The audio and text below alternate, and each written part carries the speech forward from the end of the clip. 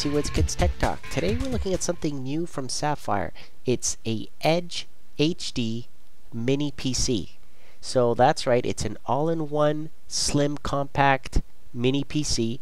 Has the Intel Atom processor in there, dual core, 4 threads. It's got basically an NVIDIA Ion graphics card, which is going to give us the full HD 1080p with HDMI, VGA, DVI out. We're going to have lots of support for USB 2.0, 4 USB plugs in there, 250 gigs of hard drive space, all the connectors and everything. We'll take a good look here and unbox things out of there and then go through the details in Windows. Now, taking it out of the box, you can see it's a slim little thing. Weighs about half a kilogram, very lightweight, and the construction is of high quality. I really like the rubberized look and feel of it too. Here are the connectors: VGA, HDMI, 2 USB at the back, 2 USB at the front, the gigabit LAN there, power, and of course your headset and mic. So everything at the back there, and then 2 USBs are hidden on the front. Here at the bottom is where you would put the stand. Okay, so you can have this standing on your desk. Really like the feel of it. It's straightforward, simple, and pretty elegant. Not bad at all for Sapphire's little mini PC here so far. Opening up the rest of the box, we unveil the manual. There it is, quick install guide in several languages. Pretty straightforward. I mean, you hardly even need the manual for this. It's just ready to go. All you need to do is just plug in the power, plug in your monitor, keyboard, mouse, and install Windows basically. Now, looking at what it comes with, HDMI cable, terrific. Okay, so you can plug in your HD TV in there, for example. If you don't have an HD TV, don't worry about it. You've got the DVI to HDMI as well, so you can have your regular LCD panel plugged in there as well, so not bad. And of course you'll have the USB stick that it comes with, 1 gigabyte USB stick. Why? Because instead of giving you a CD with the drivers, you've got a USB stick with all the drivers already on it. So after you've installed Windows, then just plug that in and install all the drivers from there. Here's the base where the stand is basically. So picture basically aligning the hole at the bottom with that there, and then screwing that in from the bottom, and that's it. And then it stands up. So straightforward there, very nice. Little sticker for the NVIDIA Ion graphics that it comes with, which is actually 10 times faster than an integrated graphics that comes on board. So it's much better. And of course your adapter. Okay, there's the adapter. It's heavy duty stuff, so it's good quality in construction. It doesn't feel cheap at all, just so you know. Very complete kit there.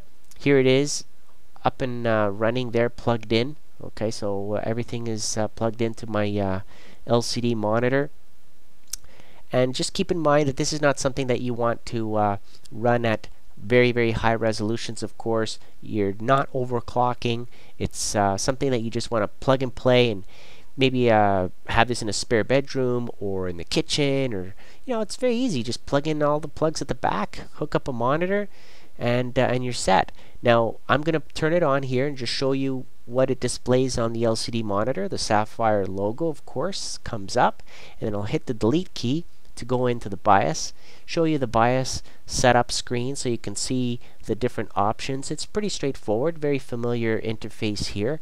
Obviously, like I said, you're not overclocking this Intel Atom CPU, the D510, which is running at 1.66 gigahertz. Comes with a 250 gigabyte hard drive. Obviously, the Samsung here fits nice and neat, compact, slim, right in there, and 2 gigs of memory as well.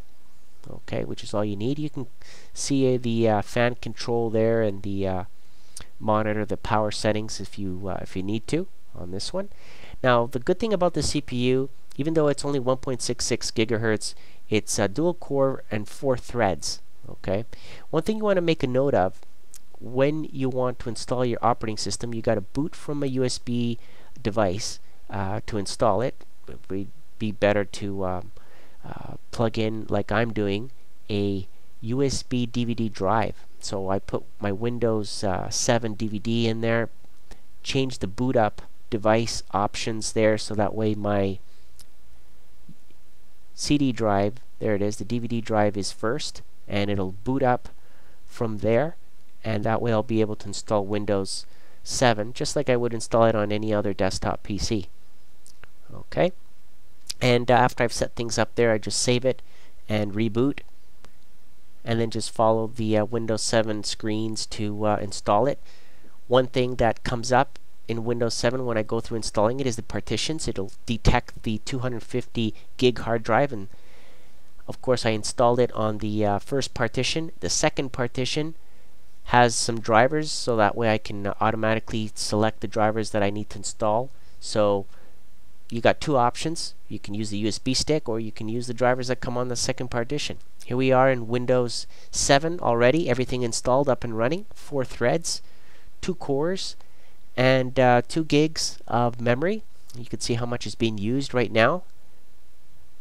And of course, like I said, this is the Intel Atom D510. It's a little bit unusual. Don't compare this to your other types of CPUs. Of course, this is meant to run at different voltages, different settings. There's no level 3 cache on this one. It's 40 degrees Celsius is the temperature running here, basically on idle, on average load. And looking at the NVIDIA Ion, like I said, this GT218 GPU is faster than your average integrated video that you have on your motherboard. Okay, so keep that in mind. It's only 512 megs of DDR3 memory, but still it's faster GPU clock, memory clock, and shader, so it's going to give you a little bit of a boost over your other types of integrated GPU. Here, as an example, using Batman Arkham Asylum, I'm running things on low settings, but at these 2 resolutions you can see the maximum and the average frames per second. You can run World of Warcraft no problem on this, but you don't want to run things on high. Okay, it's not meant for that.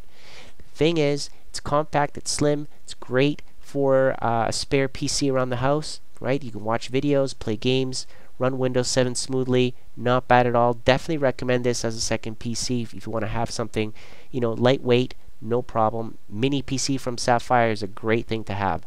So I'd like to thank Sapphire for providing it, and I hope you enjoyed this video, and thank you for watching.